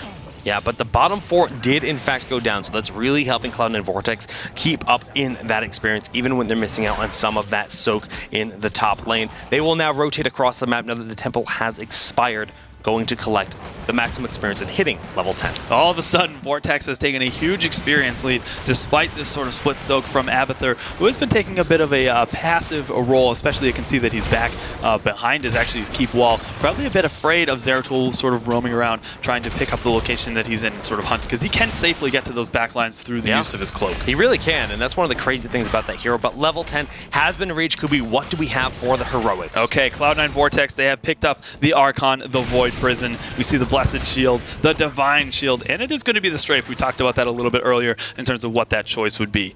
On the complexity side, we do have Blink Heal, Water Elemental, Wailing Arrow, and that is going to be the ultimate evolution for Abathur. And rounding it out, we have the Avatar on Muradin. Ultimate evolution, you think it's going to be double Jaina generally, or double Muradin? What would you like the most here? Yeah, I think for most cases it's going to be the double Jaina, and here's why. It's because the trait that she has is going to be carried over to the evolution, and also when you consider that increased ability power, okay, almost a steal. Yeah, Johanna was looking to try to contest the offensive giants.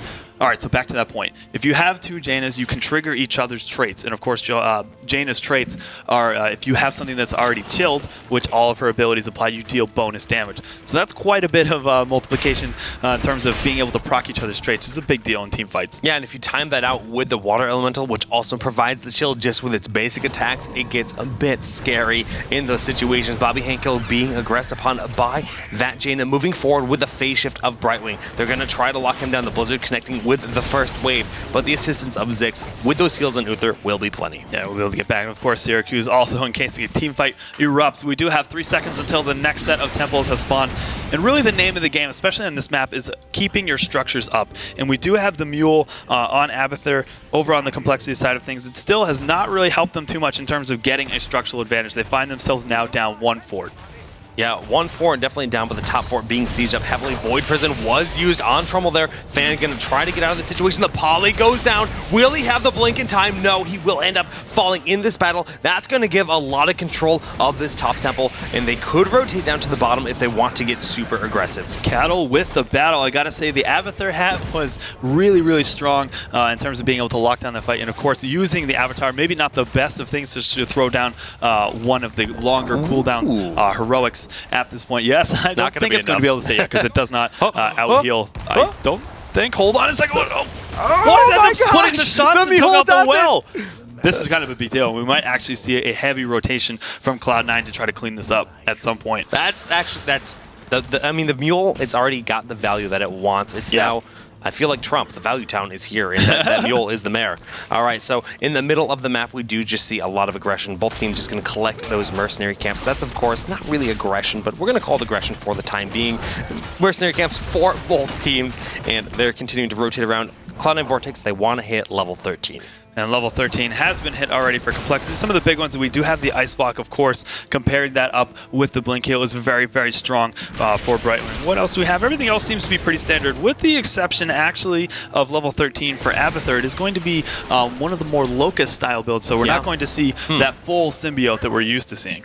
You know, this just gives you that additional push potential, especially pushing into the late game. So when you're running something like Mule, you can try to starve out the enemy team and try to split push with those Locusts. So Abathur will go down across the map, maybe into the top lane, since the fort has already been exposed, and try to just pressure down that keep, just improving the efficiency of the temples when you collect them. Right, it's a very different approach to the match, sort of a sustained thing. Most of the teams are looking to race each other to see who can take out more structures before the mid-late game, but at this point they're looking to just try to keep the Mule active, keep those structures up so they can soak up more shots, and just try to trade even as often as possible with Cloud9 Vortex, and honestly, it's working pretty well thus far. I was sort of doubting it in the beginning of the game, but you can see its value there. Right. They lost the single fort in the bottom, and yeah, that top fort nearly went down, just a sliver of health remaining, but now it's full. So it's going to take so many more shots from that temple, and the opportunity for Cloud9 Vortex to do that, well, they have to just win the temple fights. That's their only option.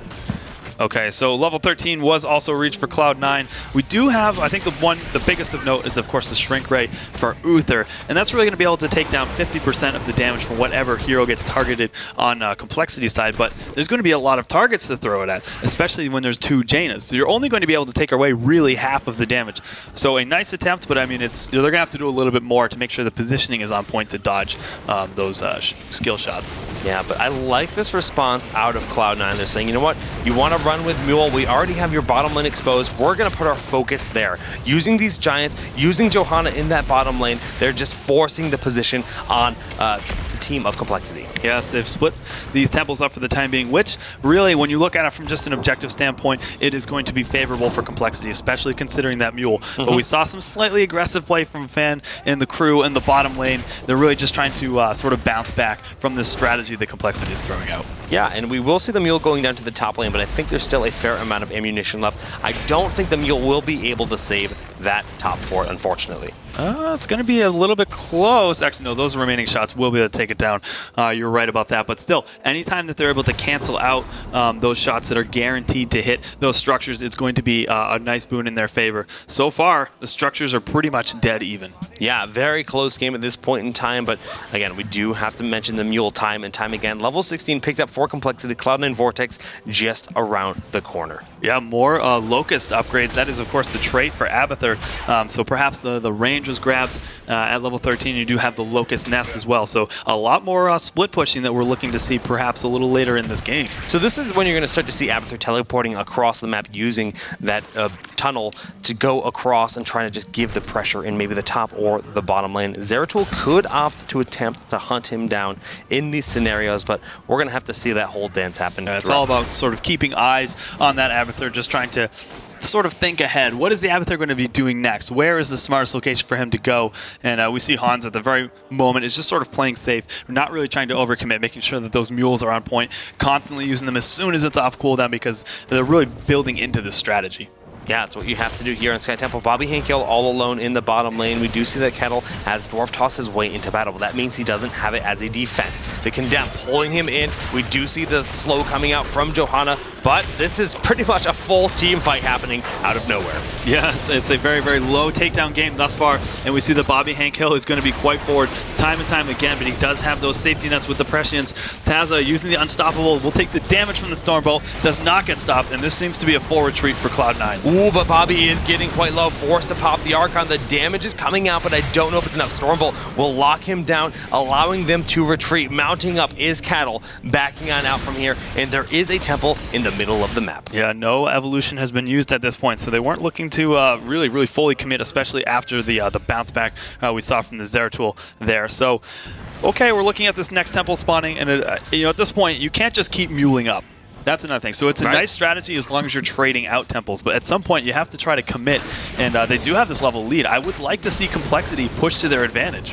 Yeah, look at this. Trummel actually throwing those 2 Hungering Arrows, or receiving the end of the 2 Hungering Arrows from Vala. A lot of damage dealt, forcing up that blink kill from Blinks. But we do see Tazza going in. The shield comes in. Condemn will pick up the takedown, and we have Jaina falling very early in that battle.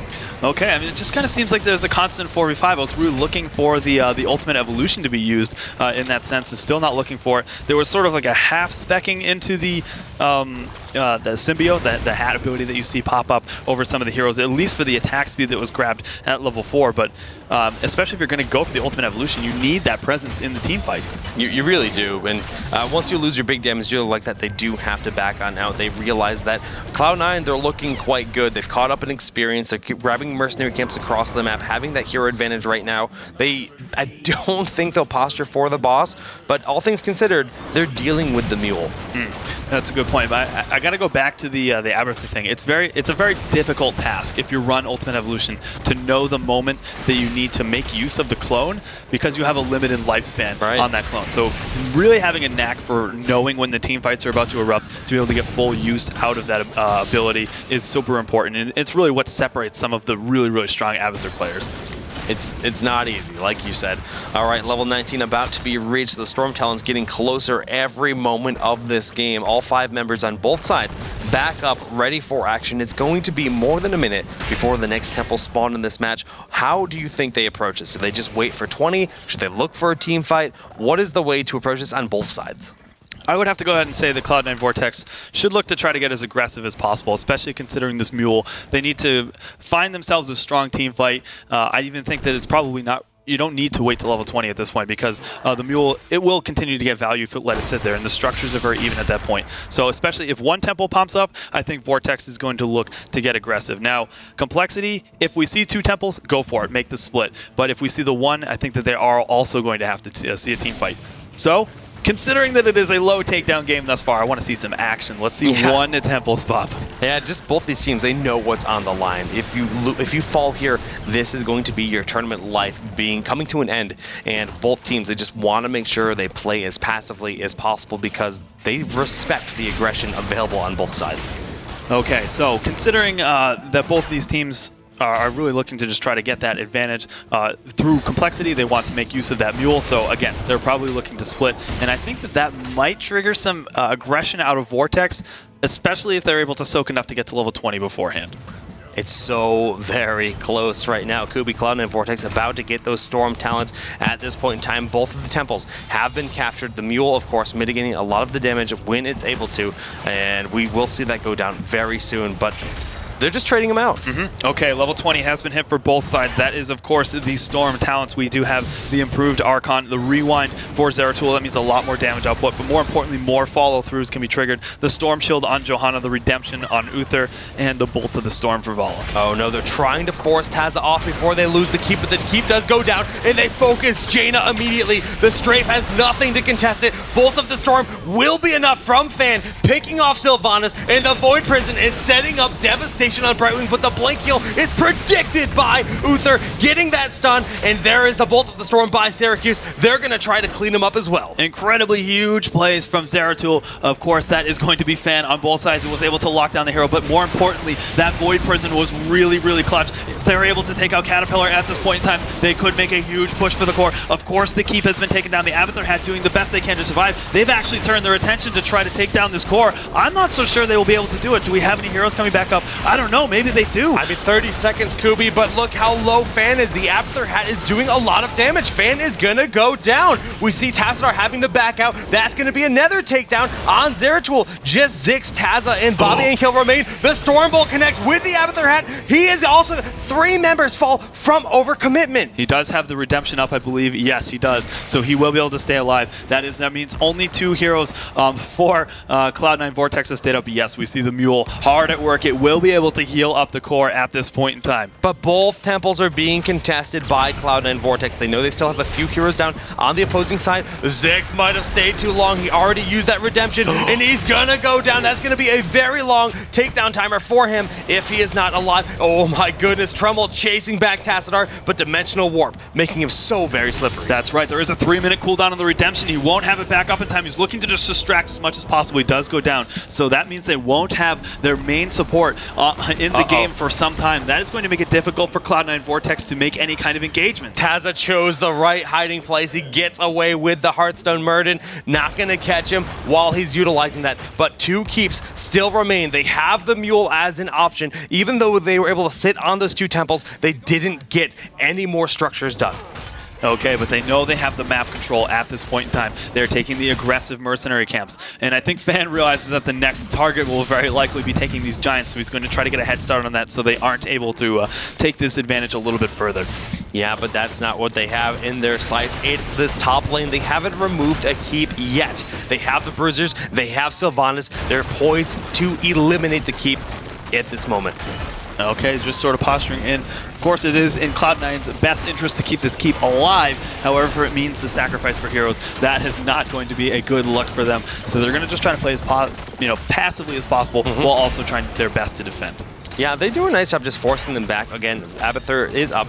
They actually have the entire team alive. Experience in favor of complexity just slightly. Level 22 about to be reached. And look at all of those locusts just evaporating that bottom giant. Yeah, but we haven't really seen any aggressive plays in terms of the pushing. A lot of it's been very defensive. We've seen, of course, the defensive mules trying to keep that core alive, healing it back up. But the posturing for the locust nests, for the the throwing out of the trait in the middle of the lane, it just seems to have been on their side of the map, just trying to push it back. We haven't seen that split push yet. But we do see that all 3 temples are spawning at once. Kubi, this is the hardest moment of the game, deciding how do we split them up? How do we respond as a team? This is really the Battlegrounds way of saying, the game's gone on long enough at this point. We need to decide a winner. We're going to just throw mayhem at both of these teams, spawn all 3 temples at once, and really force some team fights. Wow, a very aggressive Dwarf Toss going towards Fan, forcing out that blink for him to be safe. Bobby can kill. A very slippery hero, going to sit on the bottom temple himself. But again, we have to think about that mule as an option. Giants are marching down the bottom lane. Positionally, it looks like Vortex is better, but they're so split. If they get picked off, it could be devastating. All right, we do see some aggression in the top lane. Yeah. Zeratul was actually taken out on the top side. He did throw down the VP. It looks as though it was a little bit too late, and this might actually give a lot of control to 2 of the 3 temples, which is really what complexity needs at this point. With Zeratul in the top lane, that was giving them the majority, but taking that takedown, really giving the strong opportunity. Both of the keeps, all 3 keeps are down on the side of complexity, and Cloud9 Vortex, they're actually going across the map down the middle lane. They're trying to just go straight for the core, while Tazza sits on the bottom lane. The shields just about removed. Giants pushing down the lane. Remember, Mule is still an option. And Syracuse, they're just all over the map right now. Yeah, you have to remember, whichever team loses this game is out of the tournament. They will be for the first team to drop out of the top 4. This is a very, very tense moment. The core down to 77% HP. All of a sudden, a lot of the keeps have fallen down on Cloud9 Vortex's side of the map. They have 2 heroes in the top. Muradin and Sylvanas trying to deal with Syracuse on Vala. That's a big distraction. The core is down to 70% health. The mule doing its best, but I'm not sure if it's enough. Divine Shield used on Tazza, trying to keep him up. Redemption is available, but Bobby is getting blown up so very quickly. But any type of control on these temples from Cloud9 Vortex might be able to keep it alive. Has it been an overextension once again? Bobby, Hankill, and Zixz looking to try to round this out. Have they overextended once again? We do see the HP pools are quite low, but and those 2 heroes are going to end up falling down. Yes, any type of control on the top of this. It looks as though they're going to be able to take it down. God. The remaining shots are going to be able to take this core down, and it looks as though we're going to have a 2-1 victory. No! Hold on a second, 4% left! The mule is still an option. The Abathur shielding was enough to defend that top temple. This is insanity, Kubi. Fan is pushing down. He has Syracuse in the bottom. They're going to die for the core. The Void Prison hits 2 targets. But the silence with the Wailing Arrow. The shielding. Will it be enough? Syracuse is going to fall! And it looks as though all 5 members of Cloud9 Vortex are down for the time being. The keeps are down. This means that complexity can march across the map and take this 2-1 victory. I can't believe it. You see the core is being healed by that mule. It's going to do wonders. All 5 members marching across the map. Only Johanna to defend. I think it's going to be complexity advancing versus Cloud9 Maelstrom. And we see the mule is at work across on the other side of the map. The Blessed Shield thrown down. I don't think it's going to be enough. We can see the flurry of catapults being thrown out, and it's just going to take the time. They're able to take out Johanna. I think that's going to be it. We do have 2 members getting back up. Yeah, Tazza does have the shielding available. They're going in with the Archon, throwing everything they have, but with the clone, double Jaina, the damage is so high, 40%. There's no way for them to heal it up. Complexity looking like they're going to advance. They have done it. GG! What a breakout performance. Complexity really just showing that they are able to consistently take down Cloud9 Vortex in a crazy series. That might be one of the closest games I have ever